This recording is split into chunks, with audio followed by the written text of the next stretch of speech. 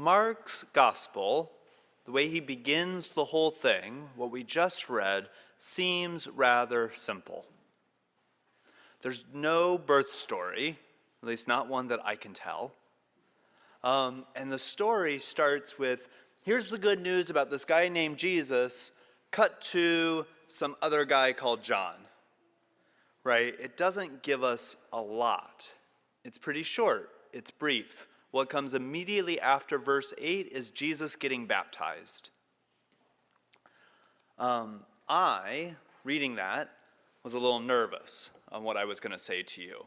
I even confessed to Ken and Megan, I was like, what am I supposed to talk about this week?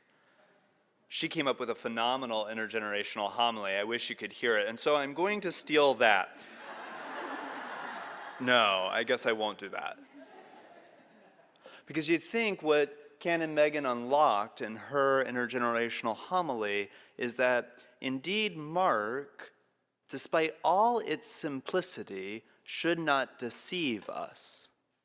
That despite how short and direct it is, that Mark is a writer of very few words, he fills those words with a punch and with subtle meanings and images for us to understand.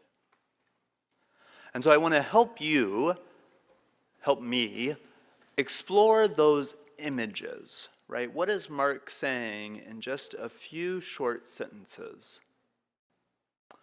The obvious place to start is with the quotation from the prophet Isaiah.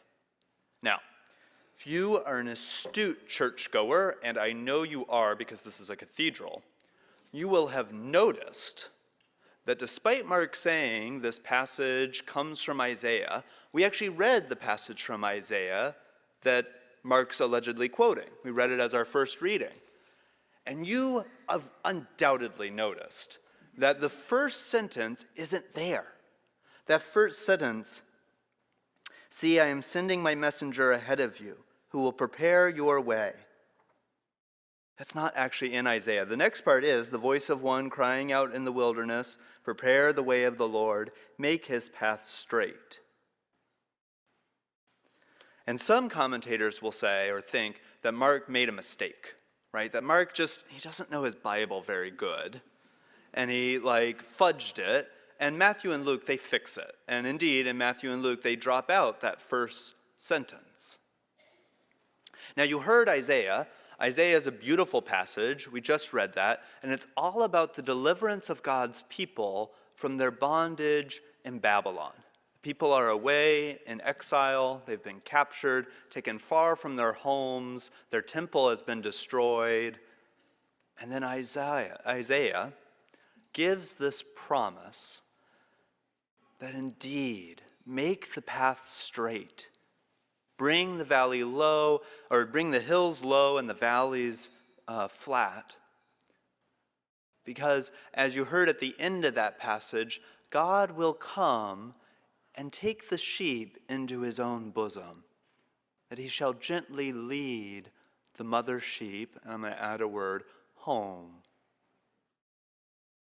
Indeed, the idea going on in Isaiah is that we often associate that prepare the way of the Lord, I think because it's paired right next to John the Baptist saying repent, as something I do so that way I can get back to God, right? If I can get my life put together enough, I can march my own way back to God down the straight path. But indeed, the way Isaiah uses that imagery, intends that imagery, is it's rather an imagery of prepare yourself because God's going to come and collect you.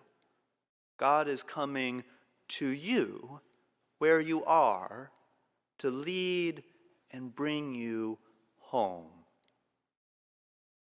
And so that first part, that first sentence that's not in Isaiah, that some commentators think that Mark made a mistake, is a quote from Malachi, the prophet Malachi.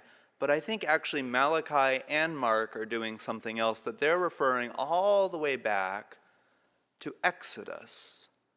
For you see, it's in the book of Exodus chapter 20 that it says, I will send my angel, which is often a messenger of God, I will send my angel before you to prepare your way.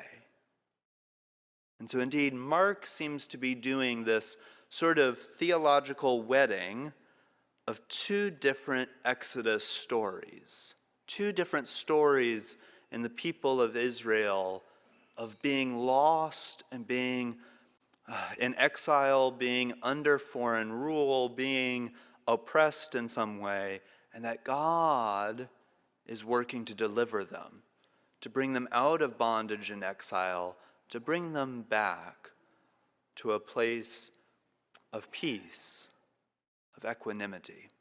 It's sort of a double dose, right? Which is classic Hebrew poetry. If you've ever read the Psalms, which I know you have, but some of you have maybe noticed sometimes when you're reading the Psalms that an image in the Psalms repeats itself. You might have even gone, didn't we just say that just a second ago? And so that's classic Hebrew poetry, that you present an idea and then you you repeat the idea again in a more accentuated way. And so we might see that as what Mark is doing with that passage from the prophets. And then we get to John the Baptist. Since we don't know much about him, John, certainly throughout Mark's gospel, Matthew's gospel, Luke's gospel, serves as a kind of symbol. And he's often identified, even sometimes by Jesus himself, as being a symbol for Elijah. Indeed, that's some of how you can read all the weird eating locusts and wearing camel hair. And Elijah, again for the Hebrew people, is a symbol of that being delivered. That God, when Elijah comes again, God is going to finally bring Israel home to a place of peace. That God will enact yet another Exodus. And indeed, that is John's baptizing in the river Jordan, many commentators have noted, could perhaps be this sort of reenactment of the great Exodus out of Egypt, right? That as the Hebrew people came out of Egypt, wandered in the desert for a long time, the wilderness, they then cross the river Jordan. And indeed, John brings people to the river Jordan to cross over yet again. And so you see this image coming up again and again of exodus, of release, of coming home, of being delivered. But if you're not a Hebrew scholar, Mark didn't leave you out. That first line says it all. The beginning of the good news of Jesus Christ, the Son of God.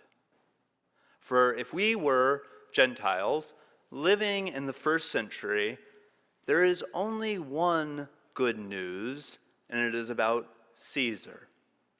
There is only one Christ, anointed King, Messiah, and it is Caesar.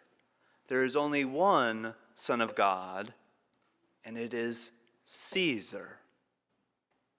And so for Mark to put this sentence together, that there is an itinerant preacher named Jesus who wanders around in a back country of the empire, and there is good news, gospel about him, who is the Christ, the anointed King, who is the Son of God, is to set up Jesus in direct juxtaposition against Caesar. It is a statement that indeed the rule of Caesar, the good news of Caesar that often was about bringing the Pax Romana, which was only truly peace for people who supported Caesar, that indeed there is another king, using that metaphorical world, there is another king who is coming to deliver us and to bring us the true peace. And so I hope you can see and hear, as I untangle some of that, this sort of drumbeat that's happening all throughout these short 8 verses. It is to say again and again, Christ comes, Jesus comes to set us free.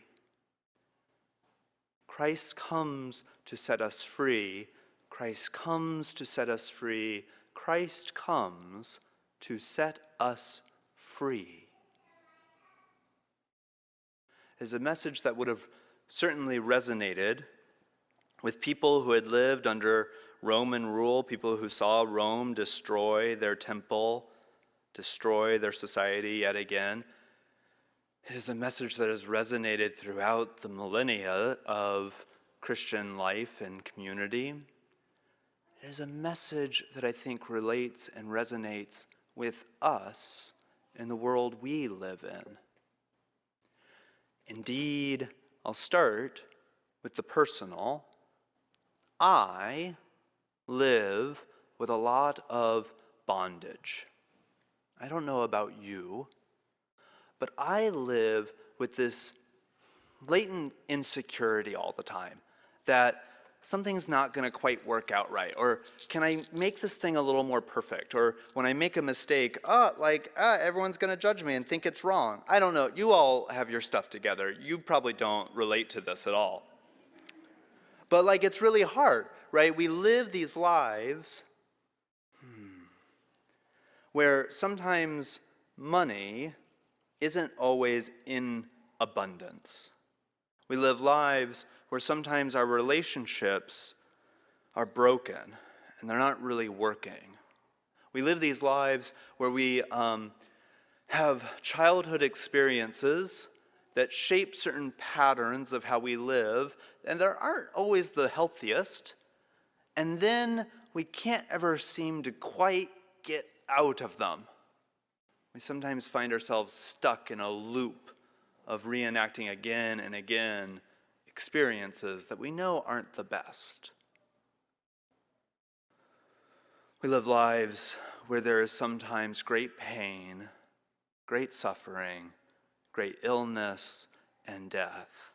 Indeed, my friends, you and I live lives where there is bondage and oppression and hardness to it.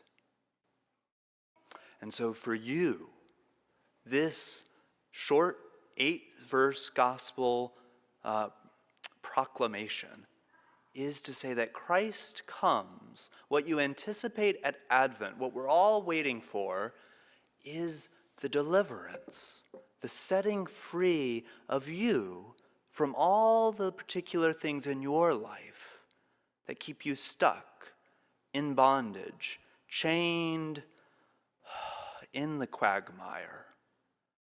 That Christ indeed comes to set you free. But it's not just you. Christ doesn't come just to set you or to set me free. Christ comes to set us free. As much as I whined and moaned a minute ago about all the hardship of my life, I still, though, am a white, middle-class, straight, cisgendered man. And so I do not have to live with all the systems of oppression that some of you do have to live with.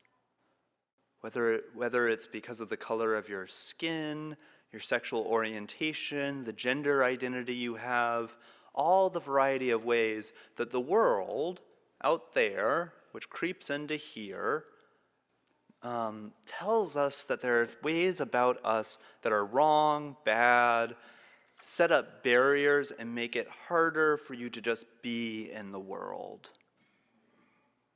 Christ comes to set us free from all of that. Christ comes to set us free. Christ comes to loose the bonds of injustice, to let the blind see, to free the prisoners, and to let justice roll like flowing waters.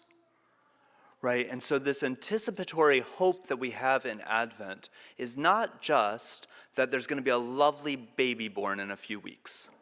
That's really nice, and I like it too, and it's wonderful and a blessed thing to have that sentimental, it's about a baby. But that's not all it's about. that what we anticipate and wait for this Advent is for Christ to come to set us free from all the ways that sexism and racism and homophobia and all the variety of ways that we are kept in bondage, that we are kept in chains, that we are kept in ways that are oppressive and cruel to our very nature, that Christ comes to set us free, so that we might live lives of joy and hope and peace.